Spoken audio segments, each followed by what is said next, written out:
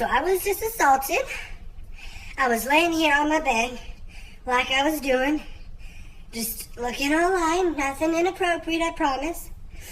And then Christian Hernandez runs in my room, and he lays down on my bed next to me, and he starts kicking his legs, making a mess of my bed. And I said, will you quit it?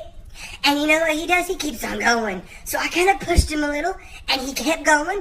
Next thing you know, this guy rolls over on top of me, and I can't breathe. He done crushed my lungs up, broke my ribs. I can't breathe. I'm screaming, help! Help! And I'm cussing and screaming. He starts grabbing my chest, squeezing aggressively. What has this world come to? What have we come to? And so he rolls me off the bed, and he kind of falls on top of me, still squeezing my chest. So as I was saying, he kind of rolls me off my bed, and he falls on top of me. He ain't the lightest kid, and he's still squeezing on my chest, and it hurts intensely. Pardon me. And then I managed to escape. I hop back up on my bed, still screaming, help! Help! And he jumps right back up on top of me, and he just keeps on going and going, squeezing my chest till it's red. And then he can't stop laughing, so he runs back out of my room. And then he comes back a few minutes later, I hear him comping down the hallway. And so he opens up my door. And then he runs over to me, he hobbles on over, and he's like, nigga round two. And so then he hops back up on my bed, and he continues groping my chest. So he's still just going, and this is the second time now, and he's laying on top of me here on my bed, and things start to get really intense. I mean, intense, okay? We're rolling all around, flying around, and just screaming and cussing at each other, groping at each other. I'm trying to get him off of me, but he's not small. I mean, short. He's short, but that's where his smallness is. He's just short, and we roll off my bed, we get back on my bed, we roll around the room.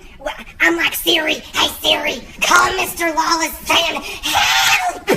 And Siri calls, and then my bed rolls underneath my roommate's bed, and I scramble to get it, and accidentally hit the hang up button. The hang up button.